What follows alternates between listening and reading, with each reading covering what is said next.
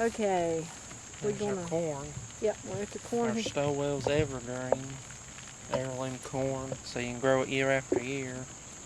I'm wanting to save some corn off of it to regrow, because we all got us an ear off and shook it. You can actually see the dry. Yeah, and we eat it, and it was good. But she didn't think to do a video showing us actually doing it. To show that you can grow it on a tarp. Now it's raining. Yeah. But with a patch this small, which I only got 40 seeds from in my gardener, that's where I got this variety from. You really have to come out and hand pollinate it. So whenever these become active, they're only active for so many days. The tassels are only active for so many days. And you can't really rely on bees or ants to do the pollinating.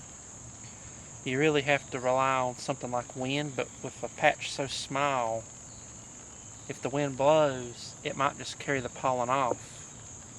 So some of these aren't going to be pollinated very well, because I tried to hand pollinate them, and then some of them are pollinated really well. So the hope is to do a bigger square footage of it next year.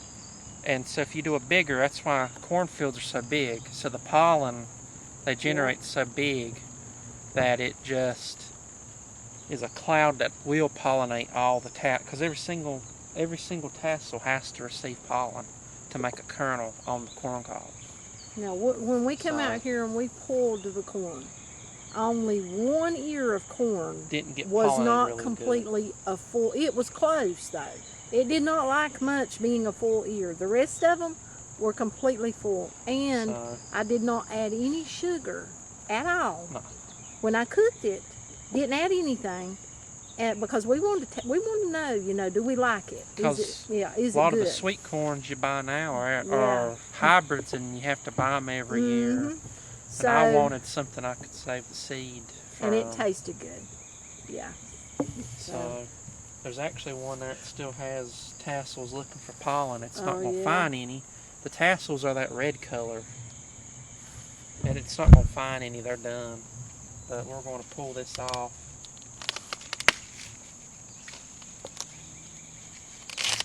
Yeah, we've already got some that's starting to dry. That's what he's wanting. He's wanting it to dry so he can use it for Look at that big old leaf. Look at that little fellow on there. Oh, I see him crawling up it. Okay. Let's see. So hopefully this is one of the fuller ears. And it'll be common for your ends to be messed up. Yeah. There's actually where a spider was hanging out.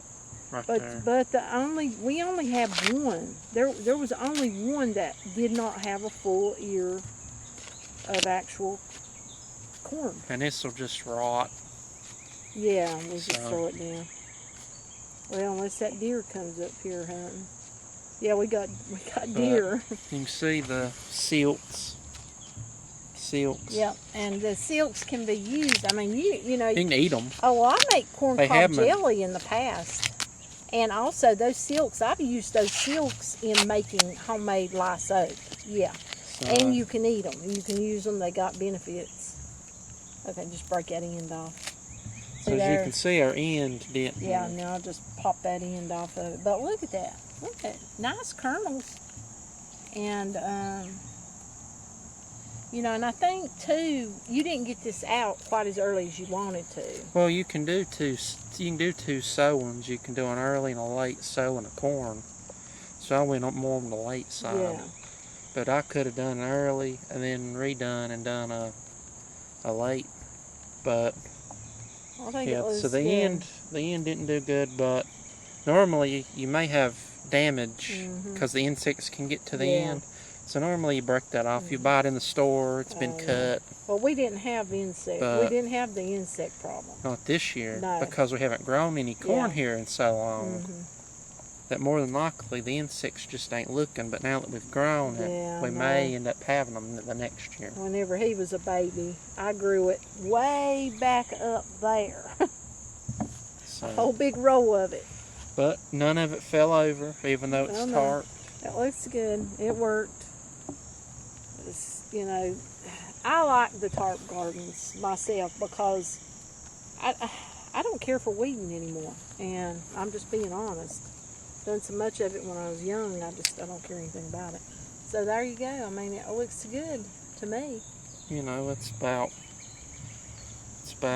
maybe 5 inches. Yeah, but the ones we pulled off when we pulled them off, they were full ears. They were about 6 or 7. Yeah.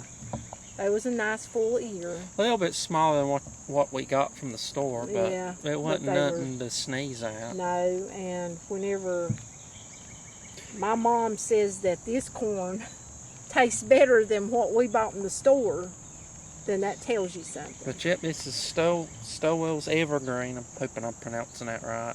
It's an heirloom dating back, they said on theirs, I think 1853. Where did you say you got it from? In my gardener.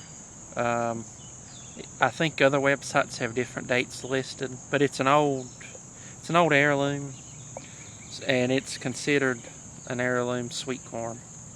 And you know, I bought a pack for $2. Got 40 dried kernels. You know, so that's not a lot. That's what you see here. Yeah. But it gave us a few. You know, it gave us a pretty good. Well, you was trying to get an idea Of if this is going to work and if we like the corn. Yeah. And yeah, we like the corn, and it did work. So that's what really counts.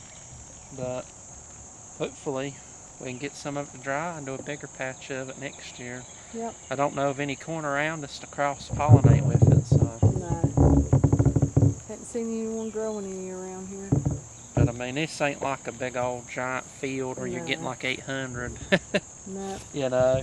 But that's our update on the corn. We just wanted to let you know that it did work. It does grow in the tarp, and it will make corn. So till next time.